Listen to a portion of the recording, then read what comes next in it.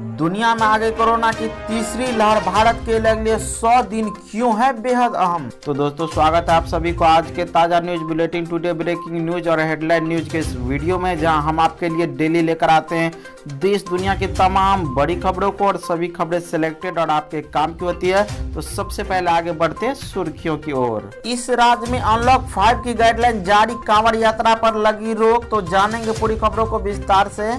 Corona की दूसरी लहर कम होने के बाद कहां खुले स्कूल, जानेंगे कि आपके राज्य में स्कूल खोलने को लेकर क्या है ताजा अपडेट। तो पूरी जानकारी देने वाले हैं इसी न्यूज वीडियो में। सिर्फ 24 घंटे में 1 लाख ओला स्कूटर हुए बुक। तो क्या है बुकिंग का प्रक्रिया और कितने रुपए में होती है बुकिंग, पूरी जानकारी देने वाले इसी वीडियो में। इंडेन स्मार्ट सिलेंडर, जी हाँ दोस्तों, इंडेन का नया स्मार्ट एलपीजी सिलेंडर और क्या है इसकी खासियत और क्यों है ये साधारण सिलेंडर से बेहतर, तो पूरी जानकारी जरूर देखिएगा इसी न्यूज वीडियो में। कानपुर में 4000 किसानों से वसूली जाएगी किसान सम्मान निधि, बैंक खातों पर भी लगाई जाएगी रोक। लेबर कोड, जी हाँ दोस्तों, सरकारी कर्मचारियों के लिए खुशखबरी, बढ़ी हुई डीए के साथ मिल सकती है 300 छुट्टियां। वहीं पर अगली खबर में मौसम समाचार की बात करें तो कहीं बिजली गिरने तो कहीं भूस्खलन का है खतरा। कई राज्यों में अगले 3 दिन तक होगी भारी बारिश। जी हाँ दोस्तों, और भी बहुत सारी काम की खबरें निकल के आ रही है जो आपके लिए जानना बेहद ही जरूरी है। तब एक एक करके सारी खबरों को बताएंगे विस्तार से। और हाँ भैया, यदि पहली बार मेरे चैनल पर आए तो चैनल को सब्सक्राइब करके बेल आइकन जरूर दबा लीजिए और मेरे मेहनत के लिए प्यारा सा लाइक जरूर कर दीजिए। तो अब बताते हैं एक खबरों को विस्तार से।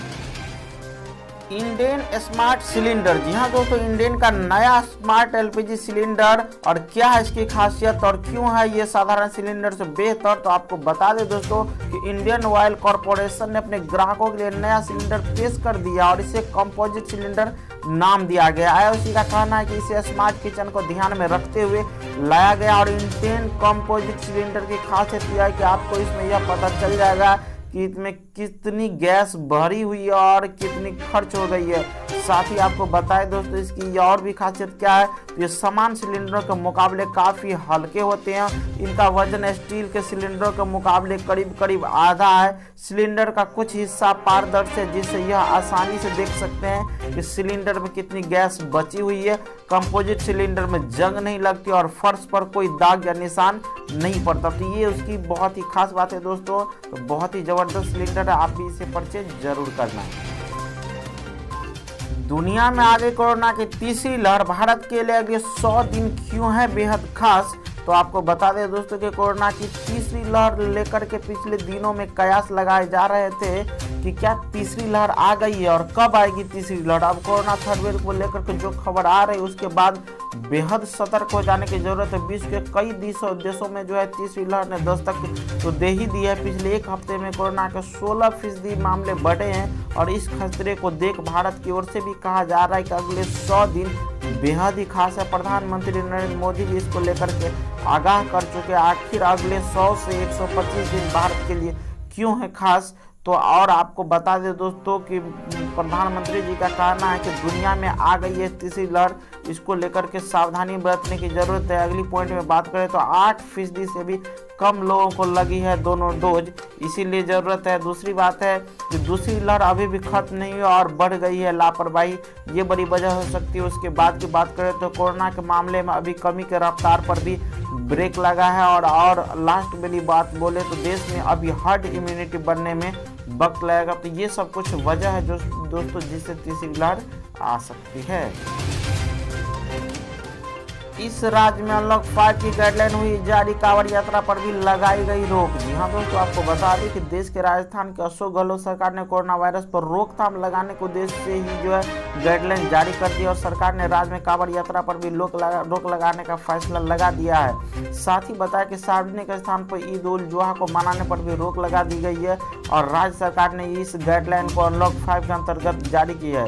दिशा निर्देश जारी करते हुए प्रदेश के गृह विभाग ने कहा कि श्रावण मास में राज्य में तथा राज्य के बाहर के श्रद्धालुओं द्वारा कांवड़ यात्रा आयोजित की जाती है और जिन राज्यों की ये यात्राएं शुरू होती है जैसे उत्तराखंड आदि में इस रोक पर लगाई जा चुके हैं। कांवड़ यात्राओं में भीड़ भाड़ की संभावना को देखते हुए इस प्रकार के सभी धार्मिक यात्राओं एवं जुलूस इत्यादि को राज्य में अनुमति नहीं होगी।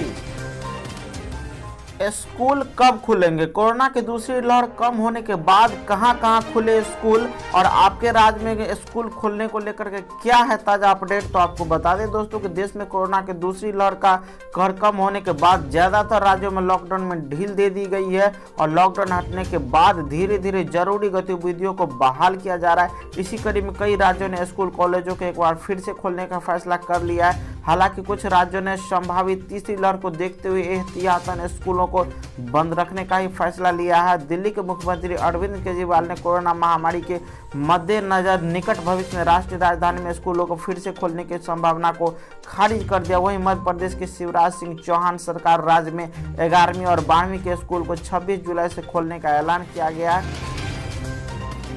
सिर्फ 24 घंटे में 1 लाख ओला स्कूटर हुए बुक और कितने रुपए में आप बुक कर सकते हैं, तो आपको बताएं दोस्तों कि ओला स्कूटर ने बाजार में दस्तक देते ही धूम मचा दिए। भले कंपनी ने स्कूटर लॉन्च नहीं किया है, लेकिन इसकी बुकिंग को लेकर के लोगों ने काफ़ी उत्सुकता जताई है। साथ ही आपको बताएं कि आप यदि जानना चाहते हैं कि इससे क्या है बुक करने का तरीका, तो आपको बता दें दोस्तों कि ओला के फाउंडर भाविश अग्रवाल ने ट्वीट करके जानकारी दी है। सबसे पहले कि स्कूटर के लिए कंपनी को 24 घंटे से भी कम समय में 1 लाख स्कूटर से अधिक की बुकिंग मिली है। उन्होंने लोगों से जल्द बुकिंग करने का आदेश दिए हैं और ओला स्कूटर को कंपनी की वेबसाइट पर सिर्फ 499 रुपये में बुक किया जा सकता है और ये भी अमाउंट रिफंडेबल होगा। जो लोग जल्दी बुकिंग करेंगे उन्हें डिलीवरी में भी प्रायोरिटी दी जाएगी।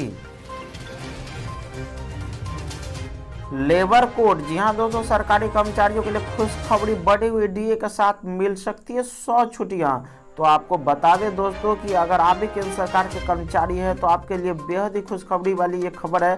दरअसल मोदी सरकार कर्मचारियों का अर्जित अवकाश बढ़ाने को लेकर के फैसला कर सकती है। मोदी सरकार 1 अक्टूबर से लेबर कोड के नियमों को लागू कर सकती है। इसके बाद कर्मचारियों का अर्जित अवकाश 240 से बढ़ करके 300 हो सकती है। जी हाँ दोस्तों, साथ ही आपको बता दें कि बीते दिनों लेबर कोड के नियमों में बदलाव को लेकर के श्रम मंत्रालय, लेबर यूनियन और उद्योग जगत के प्रतिनिधियों के बीच काम के घंटे, सालाना छुट्टियों, pension, PF, take home salary, retirement आदि को लेकर के चर्चा हुई थी, जिसमें कर्मचारियों के अर्जित अवकाश 240 से बढ़ा करके 300 किए जाने की मांग की गई थी।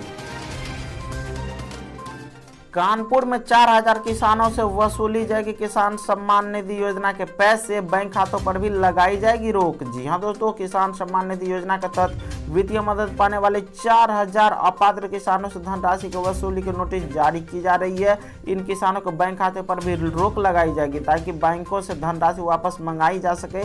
जिनके खाते में पैसे नहीं होंगे, उन्होंने अगर जमा नहीं किया तो धनराशि की वसूली के लिए रिकवरी नोट भेजी जाएगी और रिकवरी नोटिस भेजी जाएगी और फिर यह राशि भू राजस्व की भांति वसूल की जाएगी। साथ ही आपको बता दें दोस्तों कि किसान सम्मान निधि उन किसानों को मिलती है जो सरकारी नौकरी में न हो। अगर कोई सांसद, विधायक, ब्लॉक प्रमुख, ग्राम प्रधान है या पूर्व में रहा है तो उसे भी इसका लाभ नहीं मिलेगा। इसके साथ ही पति अथवा पत्नी में से किसी एक को ही योजना का लाभ दिया जाएगा। लेकिन 4000 से अधिक किसानों ने जो अपात्र होने का भी किसान निधि की कई किस्तें ली है, उनके खाते में 2-2 हज़ार रुपये की किस्तें कृषि विभाग की ओर से भेजी गई है। सत्यापन के दौरान मामला पकड़ में आया तो तय किया गया कि उनसे अब राशि की वसूली की जाएगी और उनकी सूची तैयार कर उन्हें नोटिस भी भेजी जा रही है। इसी तरह नए तरीके से फिर सत्यापन भी किया जा रहा है। वहीं पर मौसम समाचार की बात करें तो कहीं बिजली गिरने तो कहीं भूस्खलन का है खतरा। कई राज्यों में अगले 3 दिन भारी बारिश का किया गया है अलर्ट। जी हाँ दोस्तों, देश के ज़्यादातर हिस्सों में मानसून पहुंच चुका है और तेज बारिश ने लोगों को गर्मी और उमस से राहत भी दी है। अगले कुछ दिन कई राज्यों में भारी बारिश का अनुमान मौसम विभाग ने जताया और इसके अलावा यूपी, बिहार जैसे राज्यों में बिजली गिरने आदि का भी खतरा दे दिया गया है।